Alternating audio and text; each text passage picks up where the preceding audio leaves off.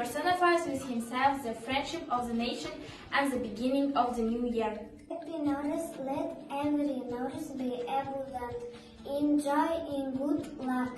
May this Nowruz bring happiness in prosperity to your home. I would like to wish Happy Nowruz. Let's welcome Nowruz in a peace. Let the nation be positive. Let there be plenty of fun. Let there be road everywhere you go. And it's the beginning of New Year. Friendship of people of Kazakhstan is the priceless treasure of our country. Today, in every region of the country, being the cradle of the world, every nation has the opportunity to revive its traditions. I love my language, I love my customs and ways, I love my heritage around me. To let everyone on the 22nd Nowruz, I wish you all peace and goodness. Let all nations be at peace. Nowruz is a celebration of the new year in Eastern countries. This holiday is celebrated in Sweden on 22nd of March.